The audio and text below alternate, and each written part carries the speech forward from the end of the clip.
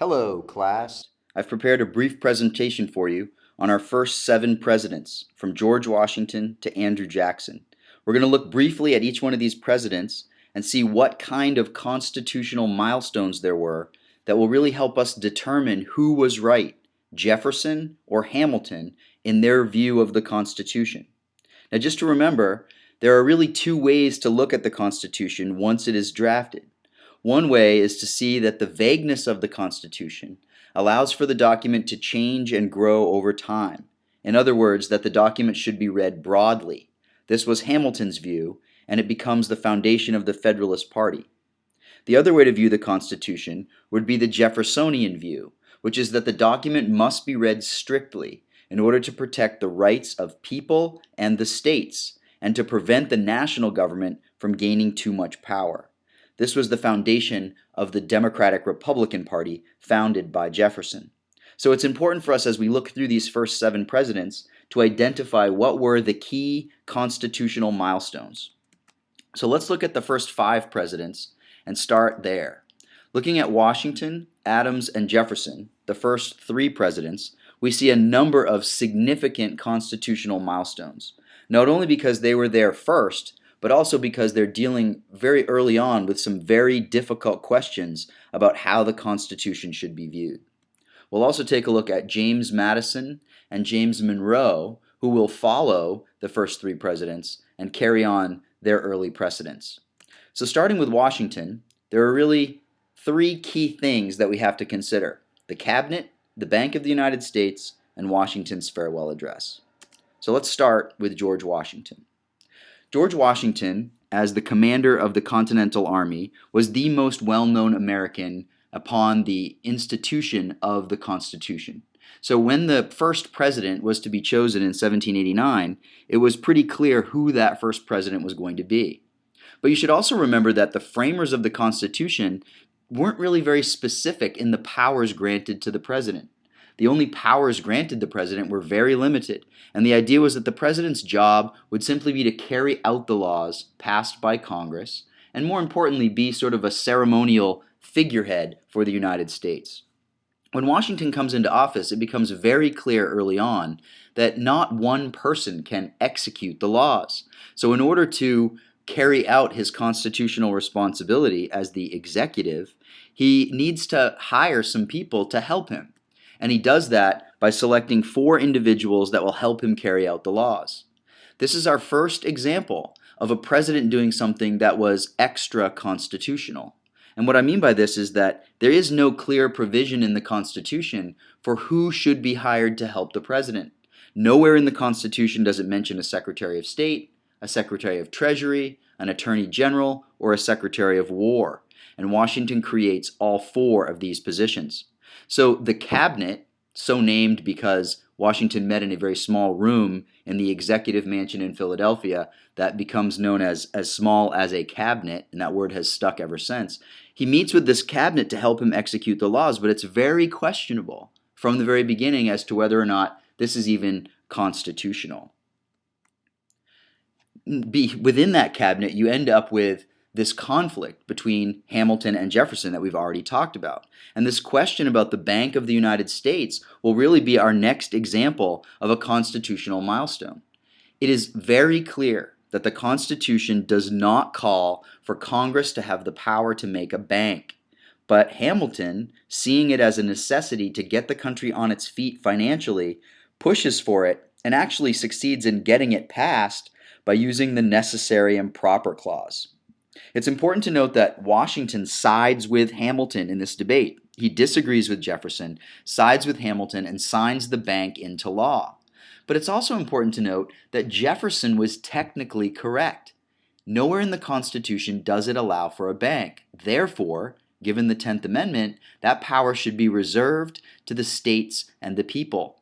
And Jefferson saw this as being the sign of things to come. That if you can do this, if this is necessary and proper, then the Congress can pretty much say anything they want or need to do can be necessary and proper.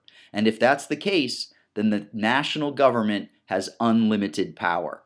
So this beginning dispute between Hamilton and Jefferson is what led to the creation of those political parties, and ultimately the two different views about how the Constitution should be read. George Washington serves 2 terms, and at the end of his 2 terms, he decides not to run for re-election. He easily could have done so. He was very popular, and he easily could have stayed on probably for the rest of his life. But he understood the importance that our system had to have a precedent of a peaceful transfer of power from one president to the next. So George Washington gives a famous farewell address where he not only calls for the United States to beware of foreign countries that might want to unduly influence the United States, but he also called for the fear of the danger of political parties. He had seen how it had disrupted his own administration and made clear to everybody that political parties are nowhere listed in the Constitution and that was intentional by the framers. So Washington's farewell speech becomes almost a future prediction of how political parties would lead to gridlock in the United States. When Washington decided not to run for re-election, his vice president, John Adams, was the primary candidate for the next presidency. But the Secretary of State, Thomas Jefferson, also ran for president that year. And in that election, it's a very close race, but Adams wins the presidency with Jefferson becoming his vice president. A very interesting situation that's set up because now Adams, a Federalist, has a vice president who is a Democratic Republican. We'll talk about that in a second. In Adams' presidency, there are really 2 key factors to consider in terms of their constitutional significance, and they really all boil down to the Alien and Sedition Act. So let's talk about John Adams' presidency. We know that John Adams was Washington's vice president. We also know he was one of the people instrumental in the original Declaration of Independence. He had worked with Thomas Jefferson in drafting the Declaration. So he was philosophically, in many ways, a Federalist. He believed in Washington's view, he believed in Hamilton's view that you needed a strong national government in order to function and for the new country to get on its feet. But he was also close personal friends with Thomas Jefferson, a friendship that was going to be strained over the split in the political parties, and even more so now that Adams is president and Jefferson is his vice president. During the Adams presidency, there was a huge scandal that erupted known as the XYZ affair. In France, the French Revolution had started, and the French were desperate to have the help of the United States, very much as they had helped us in our revolution. They now turned and asked for that same support in return. But Adams, turning back to Washington's farewell address, felt very strongly that we as a country were not yet ready to engage ourselves in foreign affairs. We still had to get our feet under us as a country. We were just taking our first baby steps, and stepping out onto the world stage was not the best idea. So we sent some agents, 3 diplomats, over to France, and while there, 3 French agents, 3 French diplomats, who known in the papers as agents X, Y, and Z, tried to bribe the American officials to get America involved in the French Revolution. This caused a huge scandal back home, and it made it very clear to the president and to Congress that foreign countries were going to try to influence the United States. Either by bribery or just negotiation, they were going to try to draw the United States into world conflicts. As a result, the Congress passes a set of laws known as the Alien and Sedition Acts. If you remember nothing else from this presentation, you should remember the importance of the Alien and Sedition Acts, because not only do they show a direct and clear violation of the Constitution, but they also provide the fuel for the ultimate split between Adams and Jefferson. The Alien and Sedition Acts did 2 things. First, they called for the deportation of any aliens, citizens from other countries, who might come to the United States and try to unduly influence the American government. So it allowed for Congress and the president to deport any foreigners that might be trying to cause problems here in the United States. Certainly nothing wrong with that under the Constitution. The Constitution allows for Congress to be able to secure and protect our borders. So that was certainly okay. The problem comes with the second part of the laws, which was the sedition part. In the Sedition Act, it not only said that these foreigners could be deported, but it also said that anybody that speaks out against the government, against the president, against the policies of the administration could be punished. These were known as sedition laws. If you speak or print something that would hurt somebody, you could be punished for it. These were a clear and direct violation of the First Amendment of the Constitution, yet they passed the Congress and the president signed them. Vice President Jefferson went into a rage over this. This was proof to him that the bank precedent that was set of necessary and proper was now being used to just violate the Constitution any way you wanted. There was even a point where the president thought about arresting the vice president because he was speaking against the administration's policies. But this split led Jefferson to go to two states, Virginia, his home state, and the new neighboring state of Kentucky, and called on those states to form a conference where they would basically say, we're not going to follow unconstitutional laws. These so-called Virginia and Kentucky resolutions become incredibly important in the future of American history because they're going to lay the groundwork for the question, what happens when something unconstitutional occurs? Who takes care of it if something unconstitutional happens? Jefferson's view was, if something is so blatantly unconstitutional, states shouldn't have to follow it.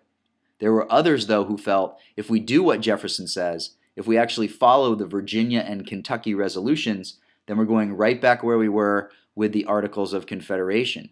And you're letting states decide what laws to follow and what laws not. But the Alien and Sedition Act was sufficiently controversial enough that it led to a real drop in Adams' popularity. So at the end of his 4 years as president, when he runs for re-election, he's now running against his vice president. The president is a Federalist, the vice president is a Democratic Republican. They end up running against each other for president, and Jefferson ends up winning that election. So you now have the first time in history where we have the transfer from one political party to another. And that transfer of power from one party to another will lead to another important precedent during the Jefferson presidency. So when we look at Jefferson, there are really a number of things to sort of take into consideration. The two most important and most relevant to our constitutional question are the Marbury versus Madison Supreme Court case and the Louisiana Purchase that Jefferson will sort of preview in his inaugural address. So let's talk more closely about Thomas Jefferson. So let's remember Jefferson is a Democratic Republican. So he believes philosophically that the people should be able to rule themselves. He fundamentally believed that democracy was real and that it could work. Remember, he's the philosopher who wrote the Declaration of Independence. But now he finds himself in a very, very different position. It's easy to sit on the sidelines and be a philosopher, but now when you have to actually be the president, when you actually have to be the executive, you're going to have to change the way that you look at your philosophy. And it doesn't take long. In fact, even in his inaugural address, we begin to see a change in Jefferson's statements. Jefferson begins to see that in order to be an effective president, you sometimes have to do things that are not necessarily listed in the Constitution.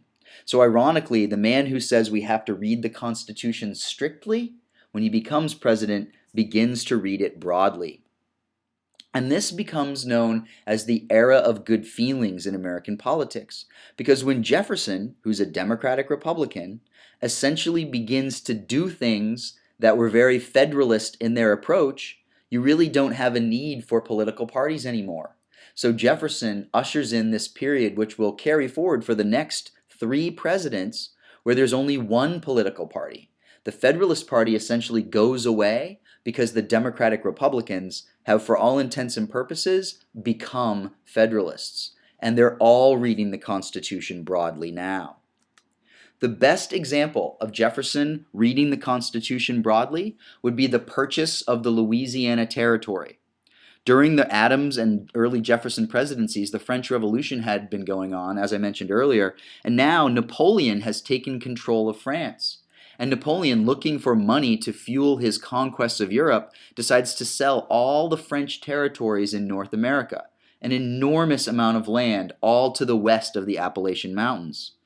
That sale of the Louisiana Territory required Jefferson to basically borrow money. And there's nowhere in the Constitution does it allow for the borrowing of money for Congress to actually go into debt in order to do something. So Jefferson and the Congress do something extra constitutional for what they perceive as the greater good, which is let's more than triple the size of the United States by purchasing this land at a very cheap cost, even though the Constitution nowhere really allows us to go into debt in order to do so. So Jefferson's presidency will be marked by this Louisiana Purchase and this change in attitude. As part of the Louisiana Purchase, by the way, Jefferson will hire Meriwether Lewis to lead an expedition out west, and the Lewis and Clark expedition is a result. The Lewis and Clark expedition is one of the most amazing adventures in American history. It's very much like the moon landing, and I encourage you strongly to look into some information about Lewis and Clark because they will appear on the History Quest. Now, one of the things that we did not mention during Jefferson's presidency is the Marbury versus Madison case. We are going to talk about that in class because that Supreme Court case is really going to be one of the most important constitutional milestones. The Marbury versus Madison case is really the case that gives the Supreme Court its power. So not only do we have the President and Congress during this time expanding their powers, but the Marbury versus Madison case also gives the Supreme Court powers that were not intended by the framers. But let's move on from the first three presidents and see what happens with Madison and Monroe. James Madison and James Monroe were both from Virginia. And both presidents were formerly secretaries of state. James Madison was Thomas Jefferson's Secretary of State, and James Monroe was James Madison's Secretary of State.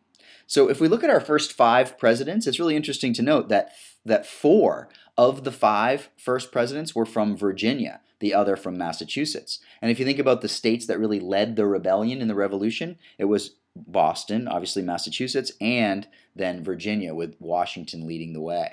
So during the Madison presidency, we have what's known as the Monroe Doctrine, which we'll talk about, as well as the War of 1812, which is where America really does move on to the world stage and actually comes to a draw with Britain over some conflicts that were exacerbated by Indian attacks out in the West. So we'll talk about the War of 1812 as well.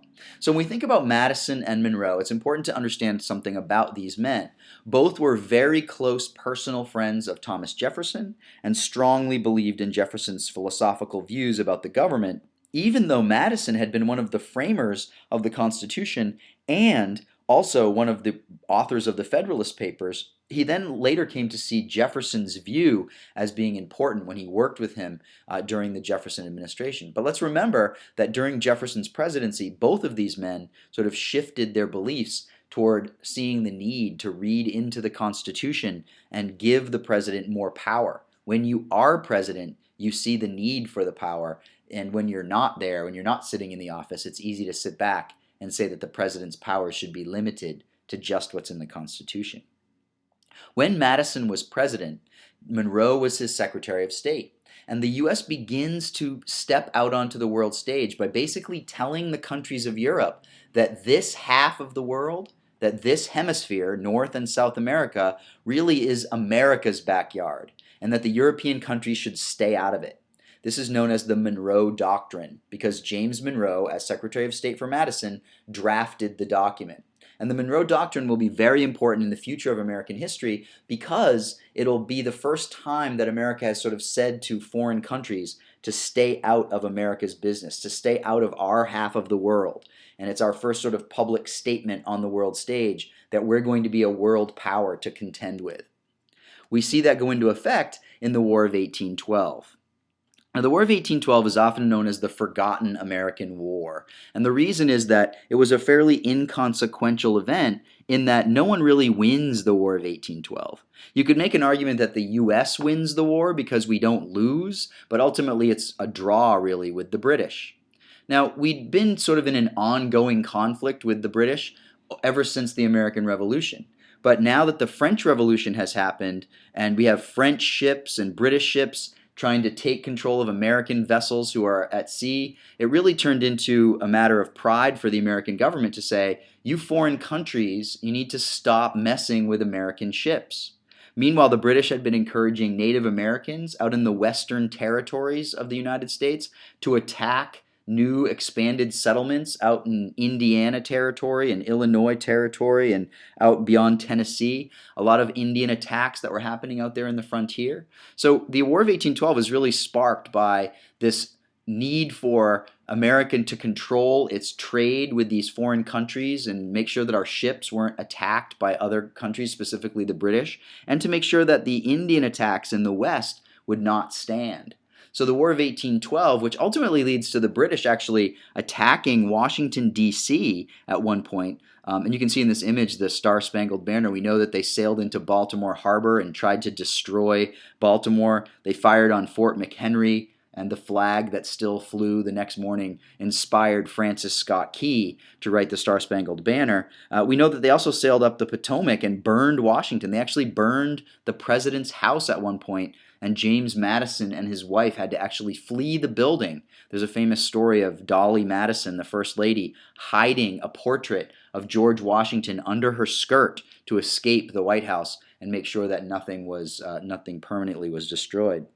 But ultimately, America holds its own, largely because of a war hero known as Andrew Jackson, Old Hickory, down in the South, who beats back Indians and eventually wins a famous battle at New Orleans against the British, making Andrew Jackson a very well-known American, which will later lead to him becoming elected president of the United States. But the War of 1812 really puts America on its feet. It sends a message to the world that America is really in control of this hemisphere and that we're going to be a world power moving forward. So the War of 1812 does at least do that. It also makes Andrew Jackson a war hero. So if we go back and we look at the first 5 presidents, I would really want to highlight some key things for you. You should remember how the cabinet and the bank are both clearly or at least questionably constitutional. And because of those two things, we have this first precedent set during Washington's administration of these extra constitutional actions. Those continue with the Alien and Sedition Acts, when John Adams passes these laws that are blatantly against the First Amendment, which then also leads to the split between the president and the vice president.